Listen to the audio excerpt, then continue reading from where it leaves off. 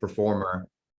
And this week is a little bit special because we have Jim Remley from Oregon here with an extensive resume. I can't say enough about Jim. Jim, you started at 19 years old, and just your career just sounded like it blew up and is still growing today. Welcome, Jim. Thank you for being here. That's my pleasure. I'm happy to be here. Thank you. So how long in real estate now, Jim? This is my 33rd year, so it's been a while. Yeah. Wow. Good for you. Well, always my first question is, how did you get started, and Sure. what was upbringing like? But I want to ask this first question because for me, is 33 years. What would you say is your best practice for longevity in this business? Longevity, it definitely is a challenge. It's an 87% attrition rate in our industry. So most people don't make it past the first 2 years, the vast majority.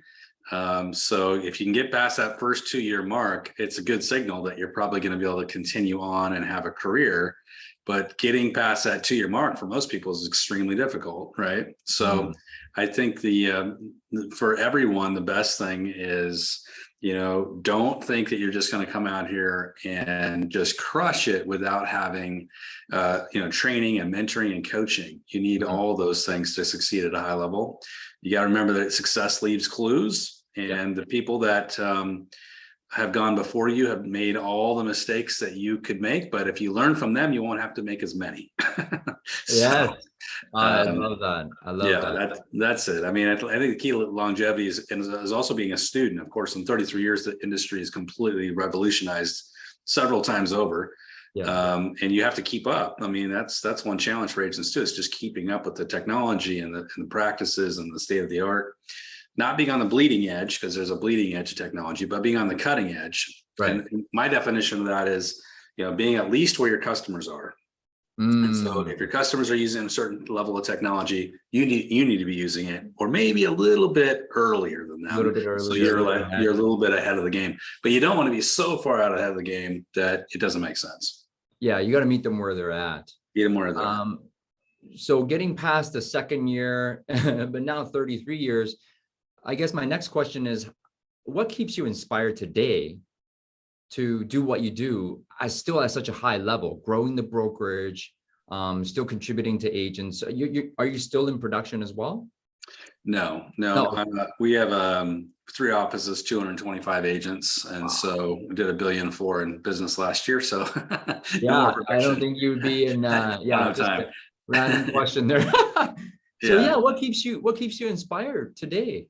That's a great question. I think, we all get in the real estate business for a reason. We all start with a why, right? Like, why am I doing this? I mean, for me, I was working in a lumber mill and going to college full time. So I worked at the lumber mill graveyard, went to college full time, and back trying to get a degree in computer programming back then. And so I got talked into getting my license by a buddy of mine. His dad owned a real estate company.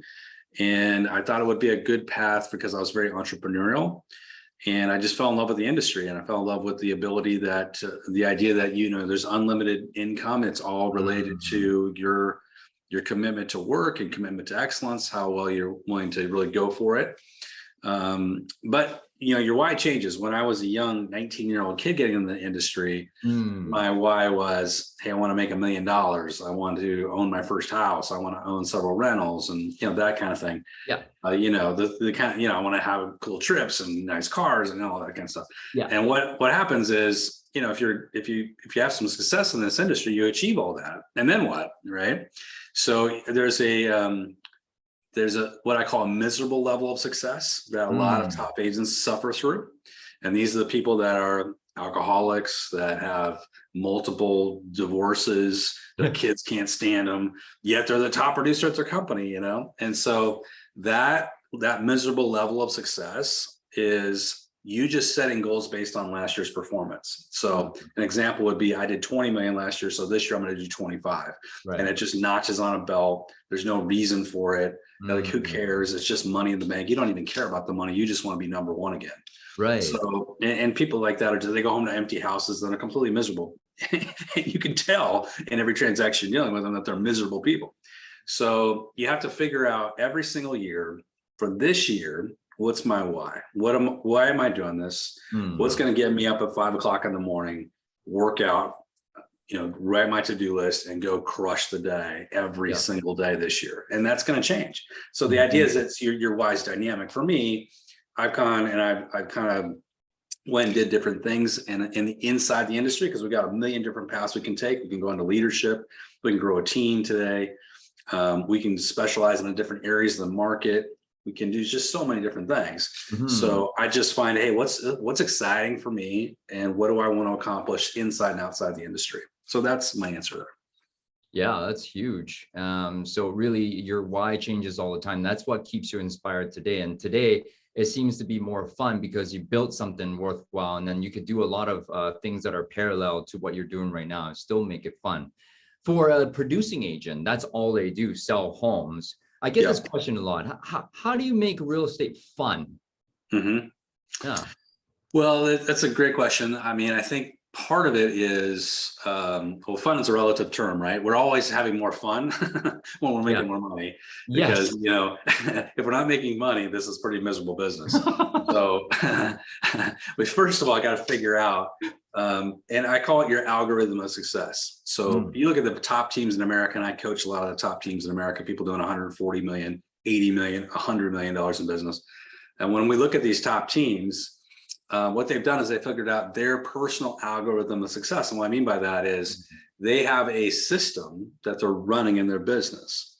And if you look at, why do people buy into franchise? Why does somebody buy McDonald's or Taco Bell or a different kind? They're buying a system that they know works, right?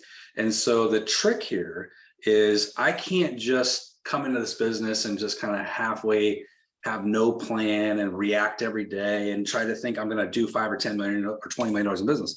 That's where you're going to have misery and pain and suffering all the time. I've got to come in and I've got to be working a system that's working in my market that creates predictable results day in, day out. And then I can tweak it. Then I can have fun with it. Then I can assign it to other people, just like McDonald's has, a million different employees that just plug into a system and it produces millions of dollars on the other side. Yes, sir. That's what we can do as a team leader, as somebody that's trying to grow a business, is we've got to systemize our algorithm of success. Now, I'll give you an example of that really quickly. Is let's say I'm going to go after, I'm a proponent of this, is I'm going to go after farming and mailings as kind of my algorithm. Right. Then I figure out, okay, what's that going to look like? So it might mean, hey, I figured out in my market, I'll give you the numbers. And in my market, I figured out that for every 100 pieces of mail, I produce 1 positive response. That's kind of an industry standard anyway, but it's true, 1% response rate. So for us, every 8 positive responses, it doesn't mean you're getting a listing right, just a positive response. Right, positive response. Yeah, so 8 positive responses generates a listing, right? Ooh. So now I still have the 7 that I'm still working and mining and putting in my database, but it produces an immediate 1 listing. So now I know for every 800 pieces I mail, I can generate 1 listing in my market. So now I know that it's going to cost me about $1,200, $1,500 to produce that mailing. Now it's a system. Now all I got to do is send out 1,500 pieces. I'm going to generate a listing and put 7 more people in my database. I can make an incredible amount of money based on that little system right there. Right. It's absolutely no question that's a moneymaker. So I can do other things. I can add text technology to it. I can add video text technology to it. There's a million things, but that's just, you got to figure out what's working in your market. That's where it becomes fun. That's where the tweaking starts. And that's my message. Yeah. And I think it's so simple, and people don't want to track numbers. No, I don't get it. But why is that? Why do agents resist tracking numbers, do you think? Well, it's the difference, 95% of the population, when faced with an escalator or stairs, will always take the escalator. Okay. So yeah, they want the easy path. And frankly, what comes down to is they want instant gratification. So this instant gratification mentality that's cropped up in our society over the last 20 or 30 years really is the basis of companies like Realtor.com and Zillow and Homes.com. These companies that have cropped up and basically are creating leads to sell to realtors because realtors don't want to prospect. So realtors like, I'm not a prospector. I don't want to prospect. And let me tell you something.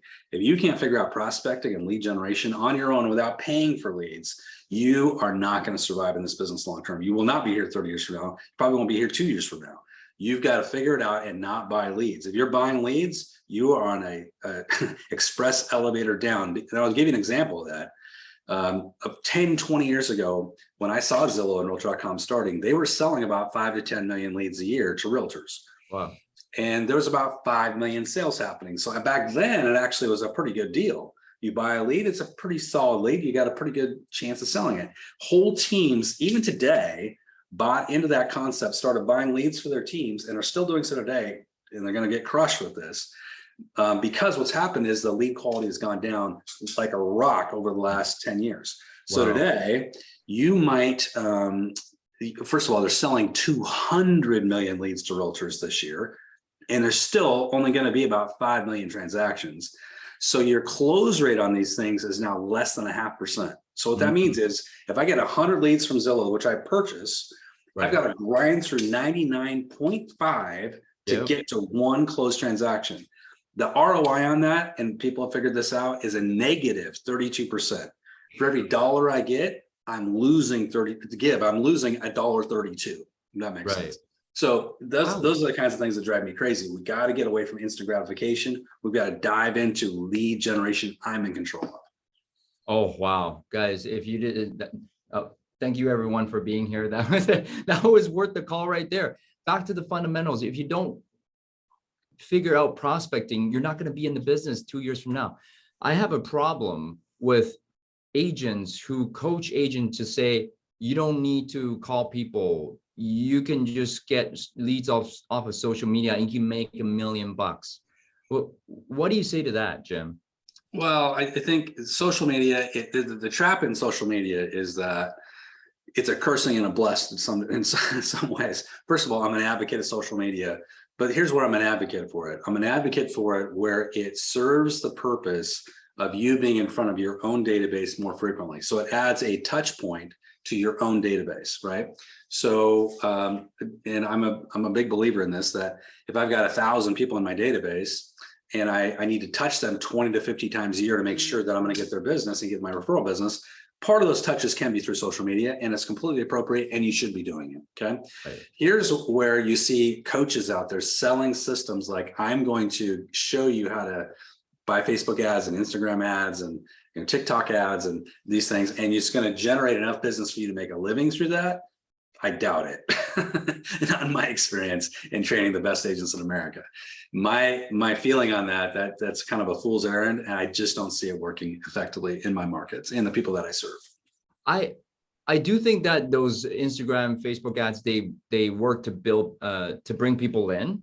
Mm-hmm. But if you don't know what to say, if you don't know sales, the language of sales, you're not going to make any sales. Right. So do you and your brokerage have a system of teaching realtors sales skills? Yeah, selling skills is important. I think the language of sales is super important. When we look at language, I'll give you an example of language. There's a great book by Robert Cialdini called Influence. If you haven't read that book, it's one of the best books ever written. So Robert talks about this simple little thing, and it relates to sales language. What you're talking about, John, is if I ask somebody, hey, would you like to receive my email newsletter about real estate, some fun things, some DIY projects, architectural stuff happening in the neighborhood? Would you like to get that? The response rate when I use the word like is a 90% no. No, thanks. So we've all experienced this walking into stores and stuff. The reverse of this is if I just change out the word like for would it be okay? Hey, would it be okay if I sent you my email newsletter? It's got some fun stuff in there about, real estate architecture, some DIY projects, some cool listings in the area, just keeping everybody up to date on the market trends. Would that be okay? It's an inverse of that, 90% yes rate to that when we just reverse out like for okay. Now, that kind of thing seems like it's kind of crazy, but it's true and it's been studied. And so that's the power of the language of sales. I'll give you a quick, I think, powerful way to look at this is If we want to make $500,000 a year, $1 million a year, $2 million a year, even $300,000 a year, we have to accept that the highest paid professionals in our market areas, when I'm talking about doctors and attorneys and stockbrokers and financial people, those highly paid people in your community have to memorize things, right? They're required to memorize. You wouldn't want to have a doctor who hasn't memorized a medical procedure. You wouldn't want an attorney who hasn't memorized parts of the law, right? You wouldn't want an accountant who doesn't know the tax code and has to memorize things. Yet what happens with every realtor you talk to, there's instant resistance to this idea that I have to learn a script and that I'm going to be scripted in any way. So when you accept that, you know what, if I want to get to the top of my earning potential, I have to memorize some scripting. Now I am going to empower myself. And there's nothing wrong with it. I use a 3-step method for this process, especially when it comes to listing presentations. Really quickly, the first step is memorization. Right, I got to memorize a script. I got to find somebody who's got a great script that I like, tweak it to my own voice, then memorize it. So step one. By the way, the trick for memorization: record yourself in your cell phone, listen to it every day in your Bluetooth as you're driving. You'll memorize everything in a week. Second is I move from memorization to internalization, like an athlete with a football, basketball player with a basketball, whatever, golfer with a golf club. I'm going to learn some muscle memory around these scripts. I'm going to internalize. I can throw it any position on the field. I can hit to any place on the golf course. The third thing I'm going to do is in a sales setting, when I'm sitting with John and I'm having a conversation, now because I've memorized it and internalized it, if John throws me something of a curveball, like, hey, I want to talk about this rather than that, now I can personalize the conversation. So as I'm talking to John, this is not going to feel scripted. It's not going to feel canned. It's not going to feel salesy, because I practiced it and I know my scripting cold. But what I'm going to do is I'm going to sell, because I'm going to know what I'm talking about. So that's why the power of scripting is so important.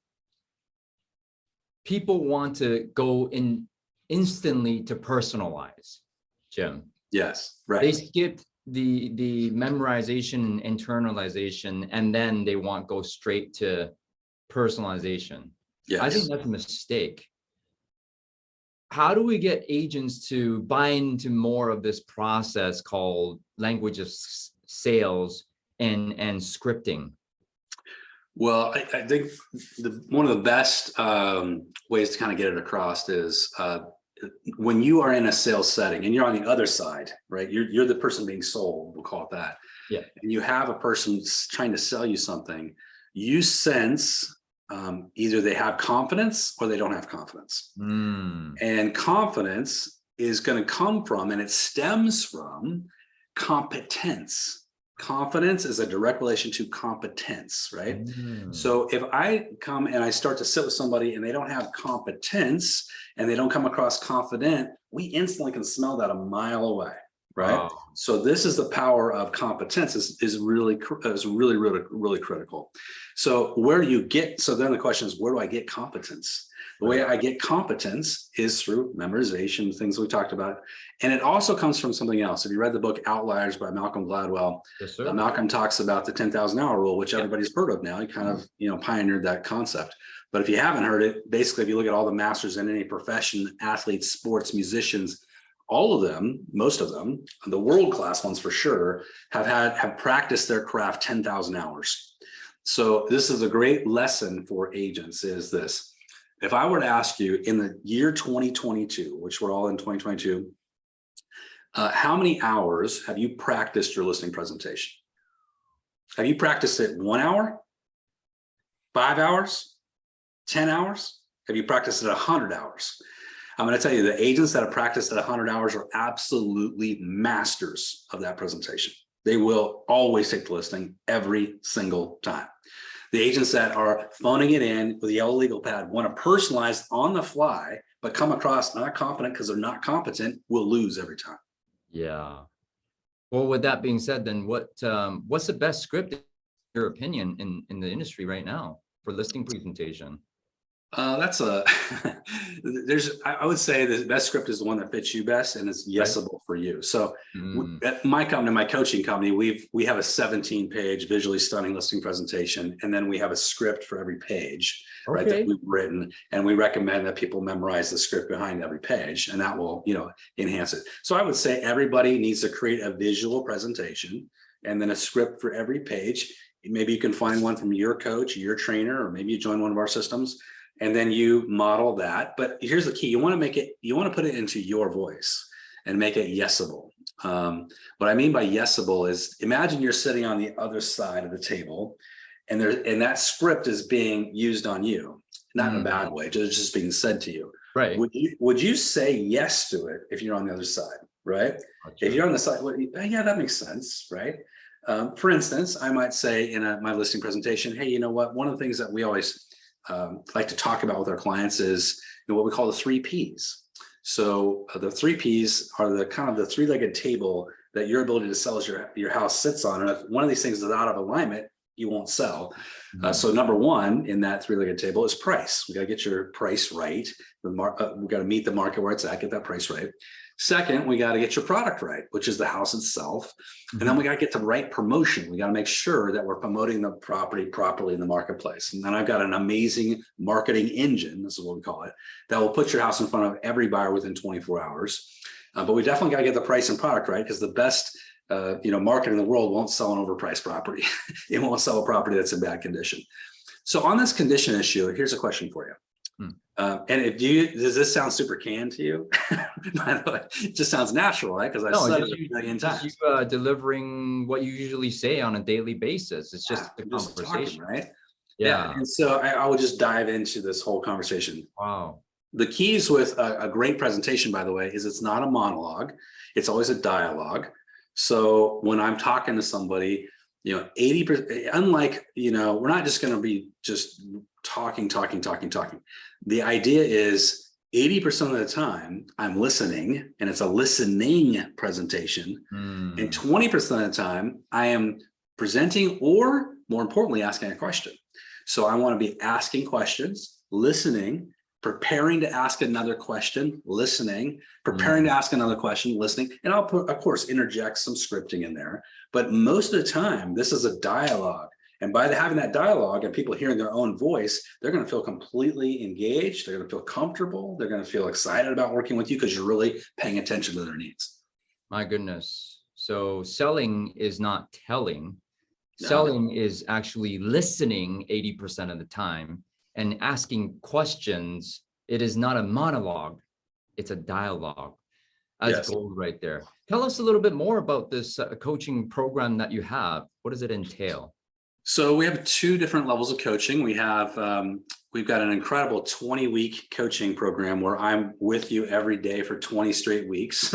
Sounds intense, but you can think of it kind of like the Netflix of coaching. You come in and we've got these 20 weeks broken up into 5 sections. And every day you come in and you have a cup of coffee in the morning, like you typically will, drink up your coffee, and then you're going to watch a coaching section with me. Now, these are short. They're 10, 15 minutes, but they're highly focused. And they're going to give you a very specific mission to accomplish during that day. And we're going to give you the downloads behind it. So when I talk about a script, an email, I talk about a text program, a social media program, whatever I'm talking about, we've already created it. You just have to download it and use it in your market. And then within that 20 weeks, we also give you live coaching for, as long as you're in the coaching program, 3 times a week. So 3 times a week, you're getting live coaching from me. We do it on Mondays, we do it on Wednesdays, we do it on Fridays. So Monday's like a Monday momentum. We're giving you all the best ideas I've learned in the last 7 days from my top producers. And then on Wednesdays, we have a Wednesday workshop, which we did this morning, where we bring in a tech expert and they walk us through the best technology that's out there and the new apps and different things that people are using. And then on Fridays, we bring in a mastermind, and it's a top producing agent, and we interview them. So, that's kind of how it looks. We also have a brokerage level coaching for brokers, or team leaders. So for those folks, they come in and they actually get an elevated level of coaching where they meet with me twice a month personally with another group of agents or broker leaders from around the country. And the benefit to those folks is that they actually, all of the people that are in their office get the first year of coaching included. So it's kind of a cool platform. And it's one of the most affordable coaching programs in the country, by the way. The first 2 weeks is absolutely free. So you can just jump in, join it, see if it works for you, see if you like what you're hearing, and see if it's the right fit. So awesome. How it works. Well, I would love for you to share with me a link so I can post it down below the Facebook wall. And so everybody can get access to more information on this. And you can all Okay, find it, by the way, at like an elephant real estate coach, real real estate. estate coach. Yeah, Perfect, perfect. I do want to switch back sure. here. Jim, you did 150 transactions as a new agent. Yes. I wouldn't call that a struggle. How, as a new agent, because everybody wants to know as a new agent, how do I crush it? How did Yeah. you do that? Well, first of all, I put my pants on just like everyone else, so I'm not superhuman. First 6 months in the business, I struggled. I was not super successful. Okay. But after that first 6 months, I kind of had an epiphany about the fact that I had to really focus myself on learning from others, not just trying to, because I think me, like a lot of people, just want to just do it. And we just want to Yeah. put our blinders on, like, I can do this, I can figure this Mm. out. And it's such a bad way of trying to run your business. So finally I said, okay, I'm going to read every single book. I'm going to go to, we didn't have podcasts back then, but I'm going to go to every single live seminar I can. I'm going to buy the tapes. I'm going to invest in the coaching. And I did it with several different coaches. Wow. And I took everything that they told me and I said, you know what, I'm going to take all that and I'm going to use it and I'm going to see if it works. And it worked. So I was 19 though, as a new agent in the industry. As a 19-year-old, one of the things that I coach is, our sphere of influence is the engine of our business. Yeah. And we got to grow that. We got to have our 1,000 true fans. But as a 19-year-old, I didn't have, my peers were not buying real estate, right? No. So I had to do some different things. And I focused on for sale by owners, for rent by owners, expired listings, farming areas. I also was huge on absentee owners. Really those 5 areas is where I focused all my energy. I was one of the first people really in the country to form a team. So we formed a team, myself and another guy in the office. We hired an assistant. And so we started growing from there and just started crushing it. So that, the whole focus is on listings. And when you dominate the listing market, you dominate the sales market, especially coming into our transitional market that we're entering into today, even more so. That was my next question, is in this changing market right now, what do you think newer agents have to do? Because seasoned agents have databases. Our ship's not going to stop. It's going to keep moving. It's going to move a little bit slower, but new agents, it seems like it's stopping for some of them. Yeah. What would you advise them right now to move forward in this changing market, besides, taking a lot of listings? Because that's what they want. Yes. Yeah. But how do you do it? Right. Where do those come from? So first of all, the reason why for a lot of them, when you look at the numbers, I think 62% of the agents in the market today have never experienced a market downturn. So they entered the market after 2012. And so they've been a straight up vertical market. That's actually been a completely different market than Did you really say a healthy 60%, market. Jim? 62%. Yeah. 62. Of all agents right now that are active? Yes. Have never experienced a market downturn. 60%. So, when you look at that, you say, okay, if I'm one of those agents, and even if I'm not, even if I've been through a downturn, but it's been a while, like, what am I going to do to like actually take control and not just kind of sit back and have this market roll over me, which is what a lot of agents will do. Yeah. We're starting to see a lot of agents already exit the business. There's been a fast acceleration of exiting. You're going to see that continue. And I want you to reset your mindset on this and think, actually, I can actually grow market share during a downturn. And the reason I can grow market share during a downturn is because a lot of agents are going to exit, number one. And number two, a lot of these agents have been instant gratification agents. And they've been, buying leads from Zillow and Realtor.com. What happens when there's no leads from Realtor and Zillow? Which is what's happening, by the way. That those leads dry up, those leads get even worse than they already were. What do you do then, right? So the key here is proactivity. And I call this having your 5 non-negotiables. Like, when you get up out of bed in the morning, do you know the 5 things you need to do to win the day? If you don't know the 5 things you need to do to win the day, you are in trouble. Right out of the gate, you're in trouble. So I have to say, for me, what do I have to do? Like, what do I have to get done? Everything else is a luxury beyond the 5, right? So for me, if I'm an agent, maybe a new agent in the business, what are the 5 things I got to do? So I'm going to say, I've got to, first of all, try to create some now business, some proactive now, like right now business, right? Yeah. So for me, that might be, I'm going to call 5 for sale by owners and try to set some appointments, right? I'm going to call 5 rental owners, try to set some appointments. I'm going to call 5 expired listings, try to set some appointments. And that's 3 things I could do right there, right? In addition, every single day, I'm consistently working my sphere of influence. And I'm not just phoning it in.